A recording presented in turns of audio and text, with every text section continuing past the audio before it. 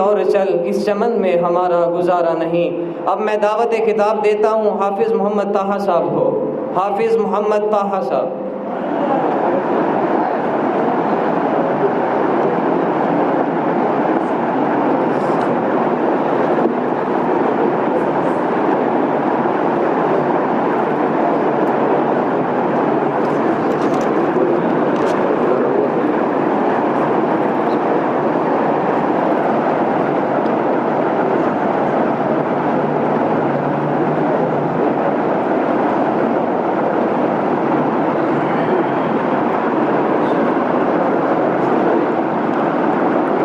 حمدا للہ تعالی اولا وثانیہ ولعنان الثناء الیہ ثانیہ وعلى افضل رسله محمد وعلى آلہ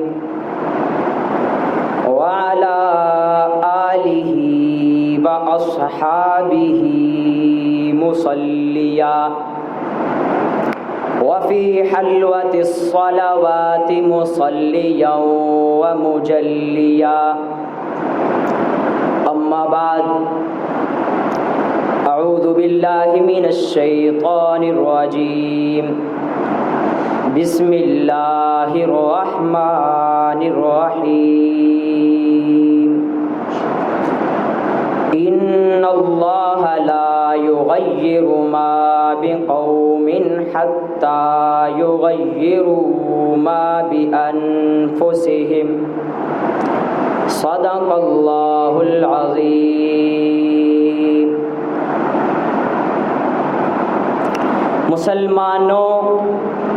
مسلمانوں حیات جاویداں پانے کے دن آئے۔ مسلمانوں حیات جاویداں پانے کے دن آئے، وطن کی راہ میں کٹ کر سنور جانے کے دن آئے۔ مسلمانوں حیات جاویداں پانے کے دن آئے، وطن کی راہ میں کٹ کر سنور جانے کے دن آئے۔ بھڑک اٹھے ہیں پھر سے آتش نمرود کے شعلے، بھڑک اٹھے ہیں پھر سے آتش نمرود کے شعلے، تمہیں پھر روح ابراہیم دکھلانے کے دن آئے۔ انتہائی واجب الاحترام، قابل صد تعظیم و تکریم معزز اساتذہ کرام اور میرے ہم وطن ہم مشن ساتھیوں، آج کی یہ تقریب یوم آزادی کے عنوان سے معنون ہے۔ اب تک جتنے بھی ساتھی یہاں پر اپنے اپنے خیالات کا اظہار فرماتے رہے، آپ حضرات نے ان کو بغور سنا ہوگا، لیکن آج میرا موضوع اس حوالے سے انتہائی سنجیدہ ہے کہ پاکستان بننے میں علماء دیوبند کا کردار کیا ہے، ہمارے علماء نے کتنی قربانیاں دیں تو یہ وطن مورز وجود میں آیا۔ آج سے 76 برس قبل 14 اگست 1947 کو یہ وطن قیام عمل میں آیا، جس کا نام اسلامی جمہوریہ پاکستان رکھا گیا۔ اسلامی جمہوریہ پاکستان خالص نعمت خداوندی ہے۔ یہ ملک ہمیں ایسے حالات میں اللہ رب العزت کی طرف سے عطا فرمایا گیا کہ جب اسلام دشمن طاقتیں اسلام اور اہل اسلام کو صفحہ ہستی سے مٹا دینے پر تلی تھی، بالخصوص بر صغیر کے مسلمانوں کو تشدد کا نشانہ بنایا جا رہا تھا۔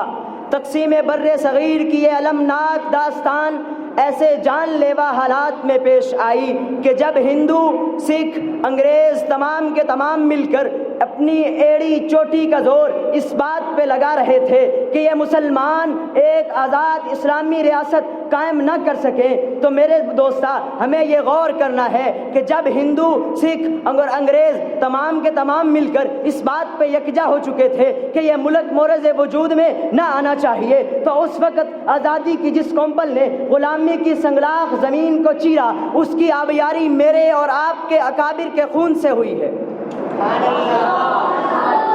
معزز سامعین، ہمارے بزرگوں کی بے مثال قربانیاں ہیں۔ ہمارے بزرگوں نے جد و جہد کر کے یہ ملک حاصل کیا، صرف جنگ میں اپنی جانوں کا نذرانہ پیش نہیں کیا، بلکہ اس پرفتن دور کے اندر عقائد کے تحفظ کے لیے دینی جامعات کی بنیادیں بھی رکھی۔ چنانچہ 1857 کی جنگ آزادی میں ناکامی کے باوجود بھی جہاد کا سلسلہ جاری رہا۔ انگریزوں نے امبالہ اور پٹنہ میں مختلف علماء کرام کو قید و بند کی سزائیں سنائی۔ اس کے علاوہ انہوں نے اسلام اور مسلمانوں کو اپنی جگہ سے ہٹانے کے لیے منظم تحریکیں چلائیں اور مسلمانوں کو اسلام سے ہٹانے کے لیے عیسائیت کی پشت پناہی حاصل کی۔ اس وقت یہ علماء ہی تھے جنہوں نے اسلام اور اسلام کی احیاء کے لیے میدان عمل میں اترے۔ انہوں نے مختلف جگہوں پر دینی مدارس قائم کیے، جن میں سر فہرست دارالعلوم دیوبند اور دارالعلوم سہارنپور آتے ہیں۔ معزز سامعین، جس ملک میں آج آپ اور میں آزادانہ طور پر نماز پڑھتے ہیں، جمعہ اور عیدین کی جماعت علی الاعلان ہوتی ہے، اسلامی شریعت محمدی کے احکام پر عمل علی الاعلان کیا جا سکتا ہے، ہمیں کوئی روکنے ٹوکنے والا نہیں۔ اس ملک کا بنیادی تصور پیش کس نے کیا؟ ہمیں اس پر نظر ڈالنی چاہیے کہ اس ملک کا بنیادی تصور پیش کرنے والے کون ہیں۔ جون 1928 کو مولانا عبد الماجد دریابادی کی ملاقات حکیم الامت سے ہوتی ہے۔ حکیم الامت فرماتے ہیں، عبد الماجد دل یوں چاہتا ہے، عبد الماجد دل یوں چاہتا ہے کہ ایک خطہ پر خالص اسلامی حکومت ہو، سارے قوانین اور تعزیرات کا اجرا اسلامی قوانین کے مطابق ہو، بیت المال کا نظام قائم ہو، نظام زکوٰۃ رائج ہو۔ مسلمانوں کو اس کے لیے کوشش کرنی چاہیے، بھلا دوسری قوموں کے ساتھ مل کے یہ نتائج کیوں کر حاصل ہو سکتے ہیں؟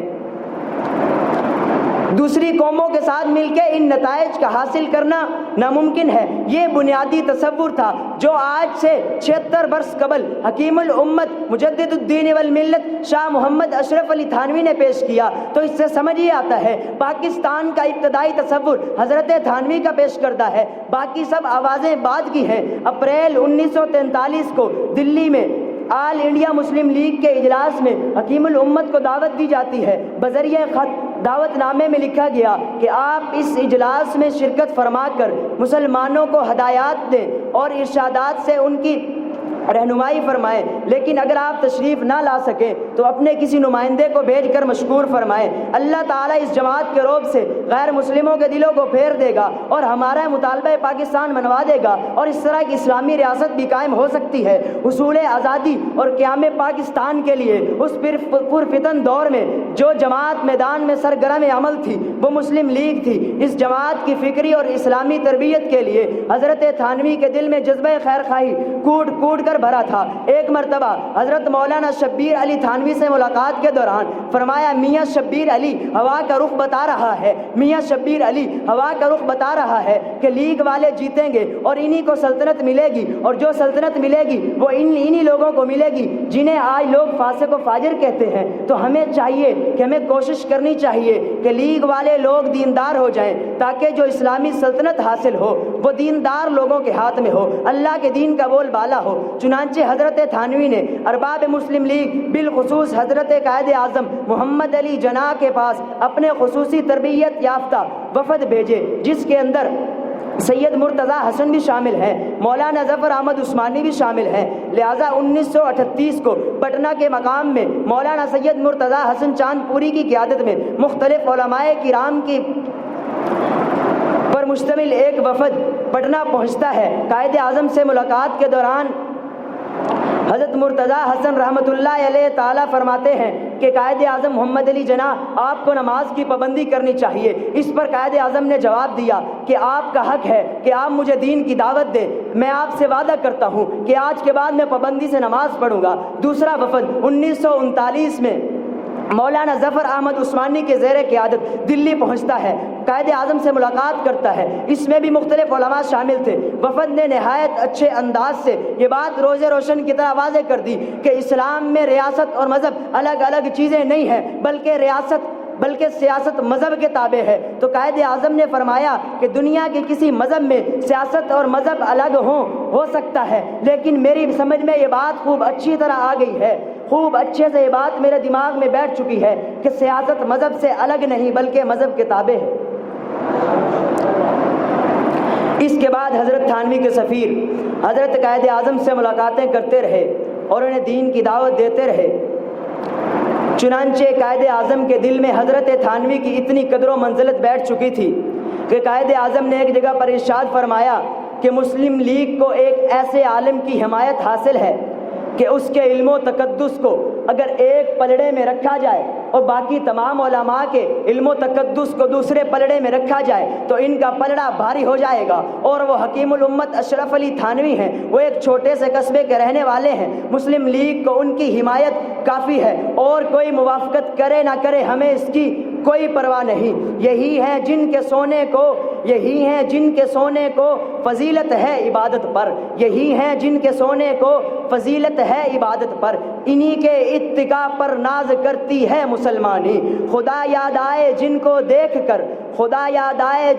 دیکھ کر وہ نور کے پتلے، نبوت کے یہ وارث ہیں، یہی ہیں ذل رحمانی۔ اس کے بعد حضرت قائد اعظم رحمۃ اللہ علیہ تعالیٰ نے مسلم لیگ میں محنت کی۔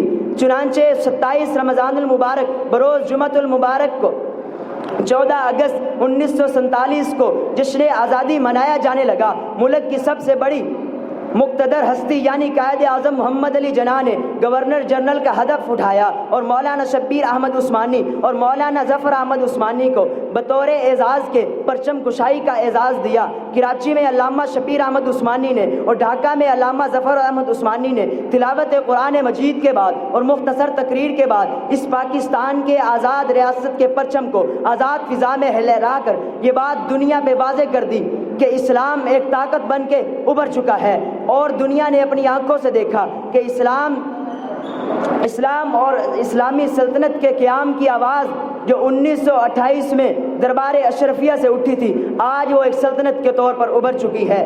یہ عظمت باطل دھوکہ ہے، یہ عظمت باطل دھوکہ ہے، یہ سطوت کافر کچھ بھی نہیں، مٹی کے کھلونے ہیں سارے، یہ کفر کے لشکر کچھ بھی نہیں۔ اسلام اگر دستور نہیں، قرآن اگر منشور نہیں، اسلام اگر دستور نہیں، قرآن اگر منشور نہیں، پھر لعنت اس آزادی پر، یہ ملک کے لشکر کچھ بھی نہیں۔ وما علینا الا البلاغ۔